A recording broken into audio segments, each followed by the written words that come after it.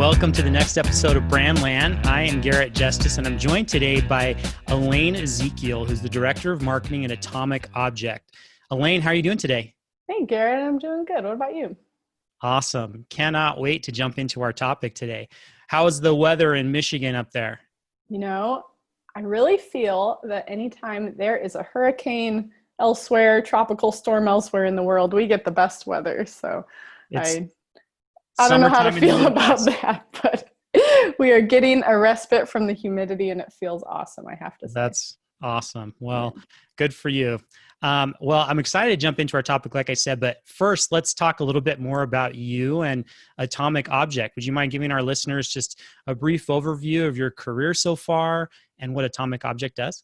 Yeah, totally. So to start with what Atomic Object does, we are a custom software consultancy. And what that means is we develop and design products for companies that can't find the software that they need off the shelf, essentially. So in that role, we've been around for 20 years and serving anyone from a startup founder that has yet to hire up a technical team all the way up to, Fortune 100 companies. So real breadth of clients there. Personally, I found my way into software kind of stumbling backwards. I always wanted to work in journalism and radio journalism specifically. So very excited that I get to be on a podcast today. I had about 5 unpaid internships until I recognized that maybe I wouldn't be able to support myself following that role. And I found that I could use some of those same skills in marketing to pretty good effect. So spent about 3 years marketing for a nonprofit that served the migrant farm worker community, learned a whole bunch in that role. And then as a potential client to Atomic, when that nonprofit needed a piece of custom software, I actually got to know the company and thought it was pretty awesome. So joined about 4 years ago and have been learning just tons ever since then. Love it. And so a shift from nonprofit to B2B software development agency. Tell me a little bit more about that transition, because I mean, that's pretty drastic. What was that like? Yeah, well, when I tell you that I switched over from journalism to marketing, that was mostly kind of when I switched over from journalism to marketing, that was really incented by resources. And I have to tell you, when I switched over from nonprofit to software, I was really amazed by the number of resources and the amount that we had at our disposal here. So it's been really fun to work at a place that not only has the resources, but also the will to just try new things. And any wacky idea I come up with, we tend to find the resources to make it happen. And whether or not that works, not always predictable, but really fun to be in an experimental culture like that. Love that. Great marketing is all about experimentation, right? So I would agree with that. If we all knew how to do it, then everyone would be doing the same thing. that's right. That's true. Well, I think that's a perfect lead into our topic today. So Elaine, when you and I were talking about, what should we talk about today? You kind of posed this idea of marketing's marketing problem. So what do you mean by that? Can you break that down for us as we jump into this? Like, why is marketing misunderstood at so many organizations? Yeah. And this is not to call anyone out. In fact, it's a journey that I took myself coming up in journalism, where they really kind of demonize marketing in a lot of ways and see it as using the tools of communication. But instead of speaking truth to power, it's about, forcing someone to buy something against their will. Instead, I've developed some nuance and have started to recognize some of the ways that marketing suffers from some of the problems that it seeks to solve, which is kind of interesting. So to tell a story, I got lunch with a colleague once a couple of years ago, and the two of us are friends, and they confided in me that they just didn't think I had an ethical job. And they said, I think marketing is sort of akin to snake oil sales. And I admit I was pretty annoyed when I heard that. I don't think anybody likes to be told that what they do is not ethical. And when I thought about what my colleagues said, I was reflecting on the conversation and thinking, man, that person was wearing a t-shirt from a technical conference that they love, and they were drinking out of a water bottle covered in stickers from their favorite video games.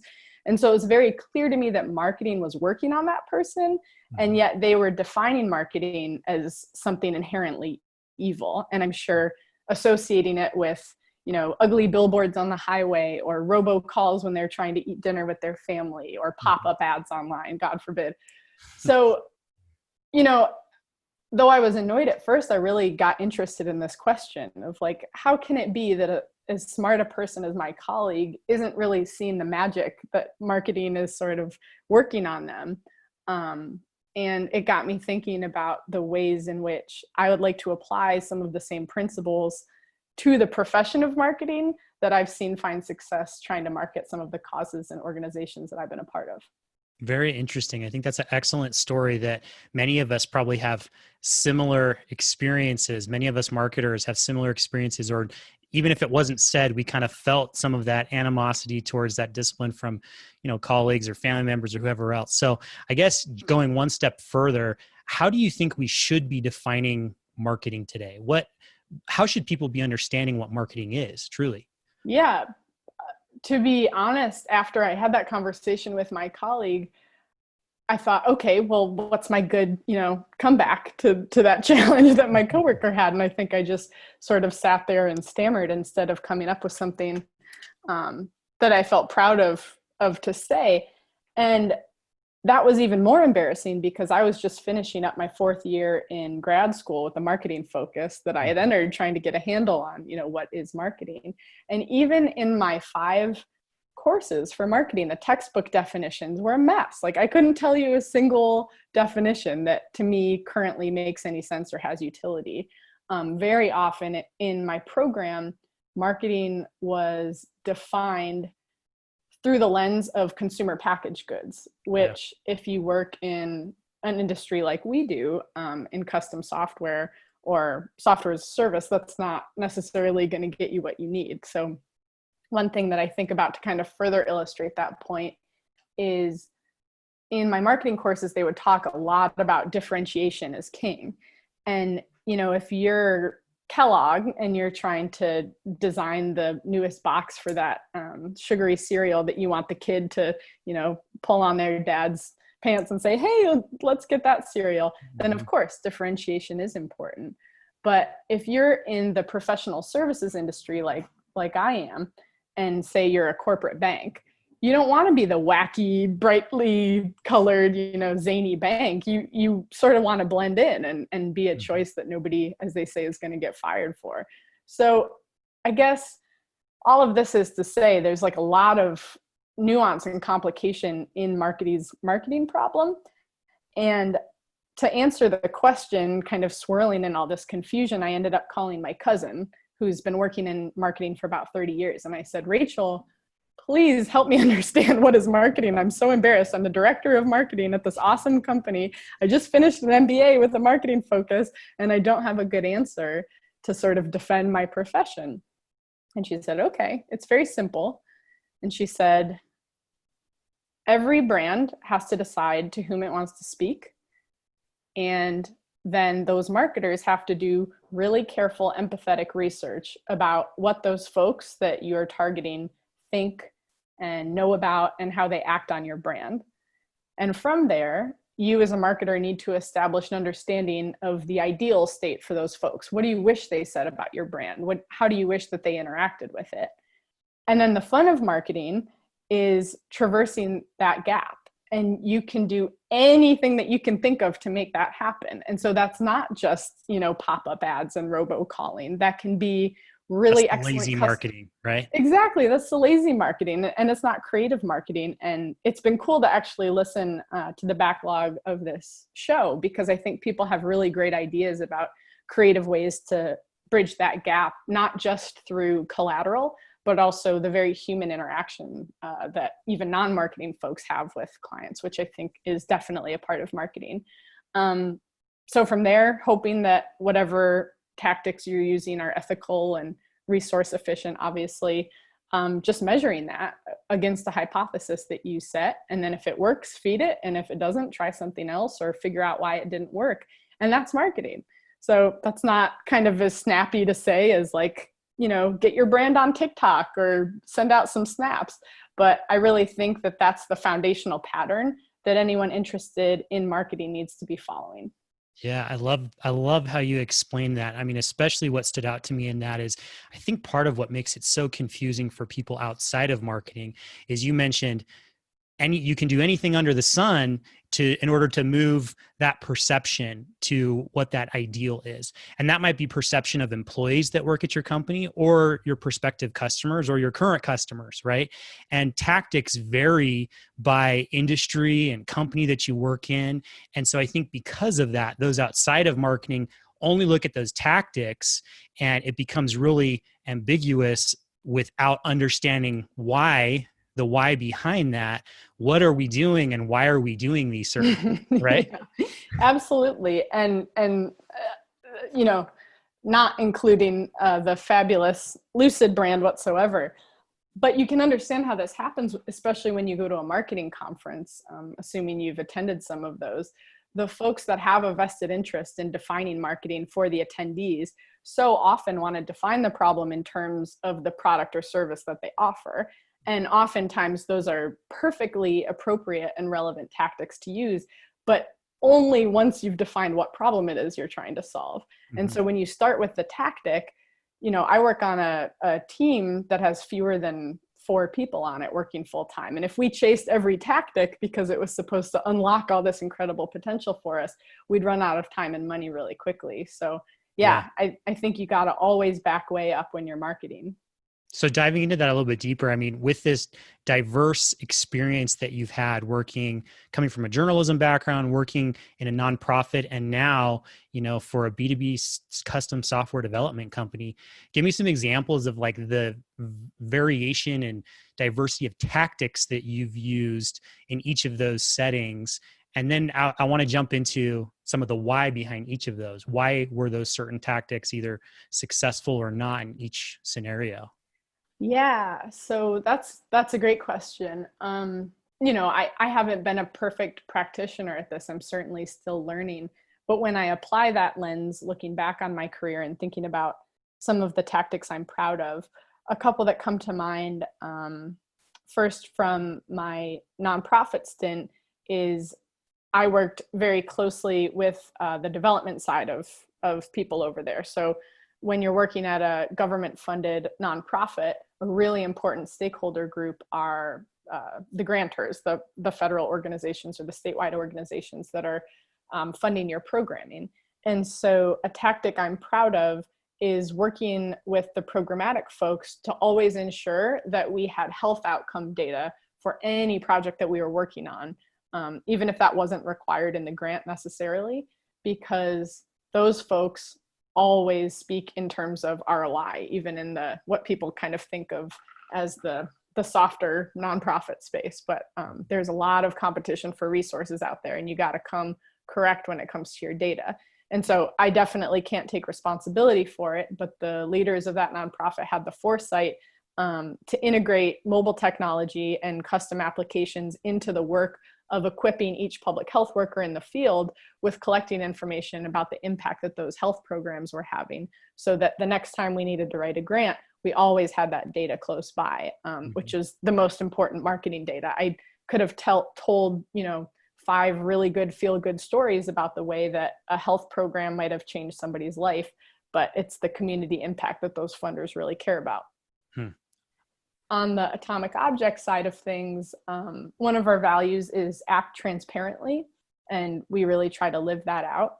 And so when we were thinking between the sales and marketing folks that a persistent problem that we find when people approach us looking for custom software is they very rarely have built custom software professionally before.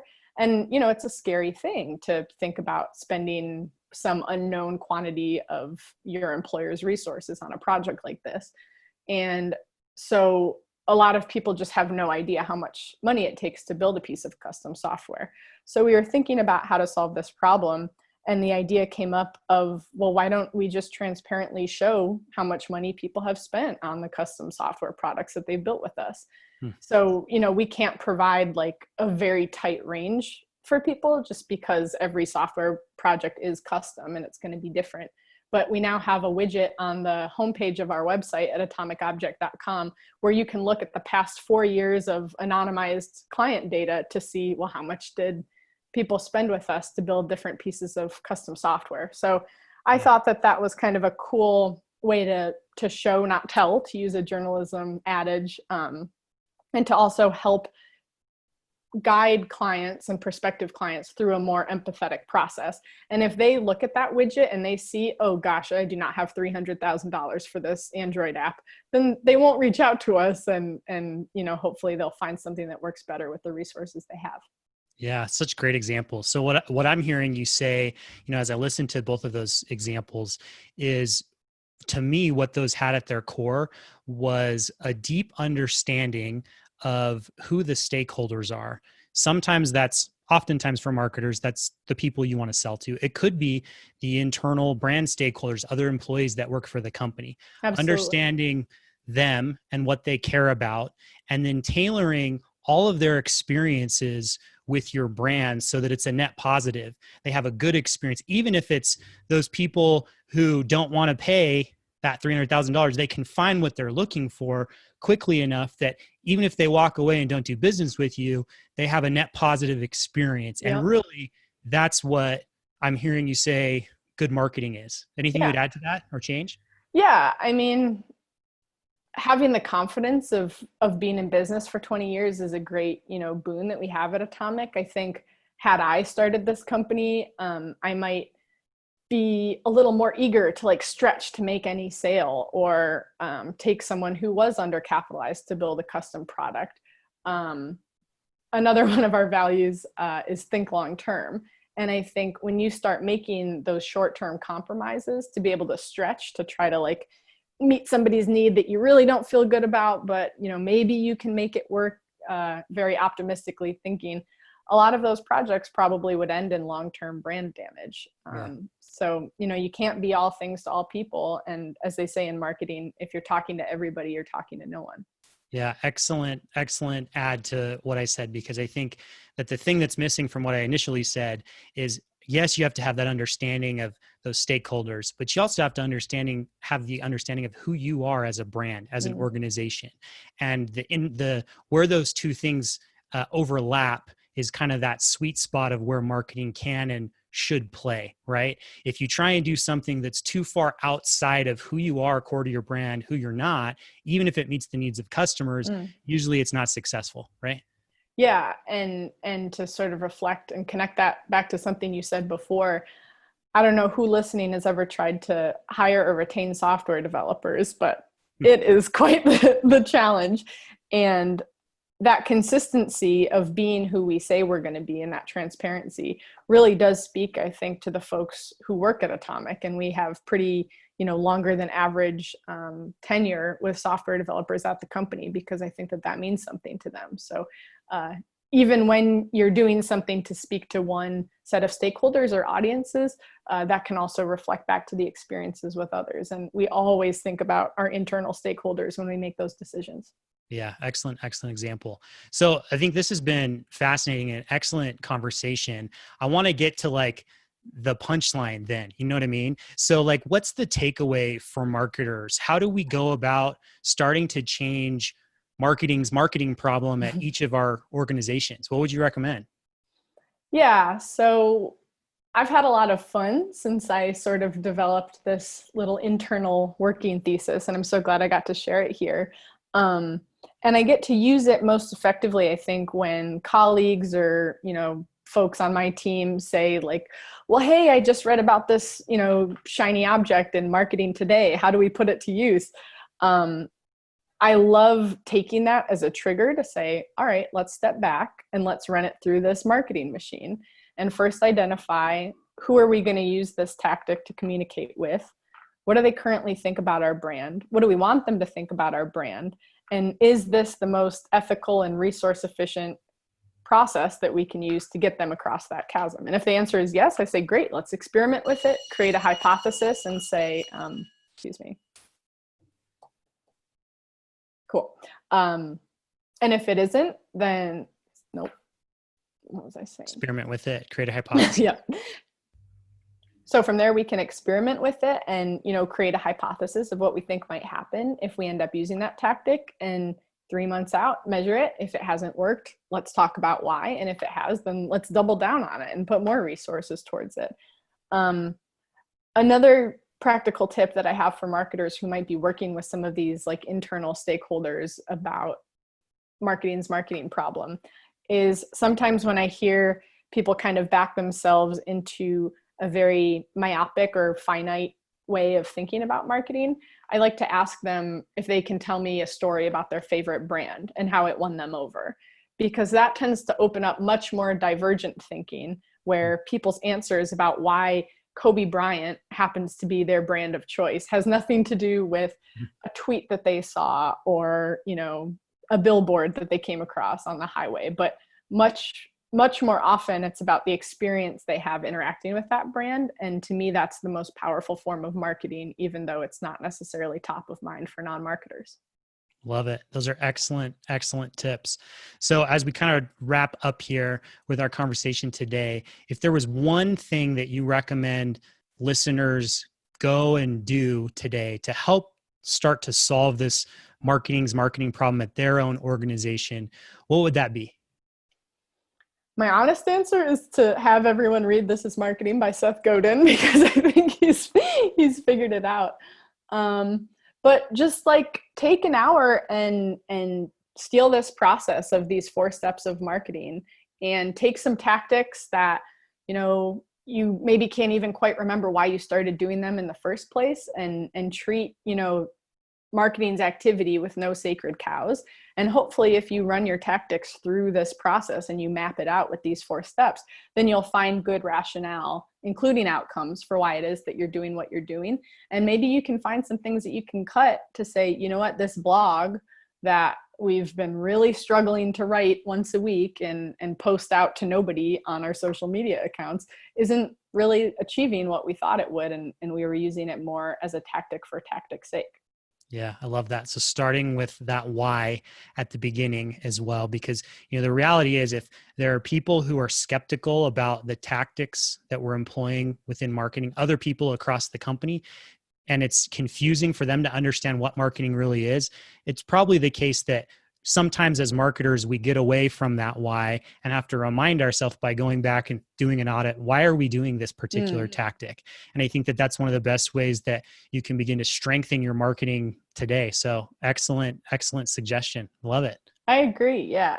I think, especially in these times when we're fighting for our budget and we're fighting for our internal resources, marketers have to have good answers to these questions. And hopefully this framework can help strengthen that argument, like you said. Love it. Well, Elaine, this has been such an awesome conversation today. I really appreciate you jumping on and sharing your thoughts in this kind of thesis with us and some tangible steps. So I really appreciate it.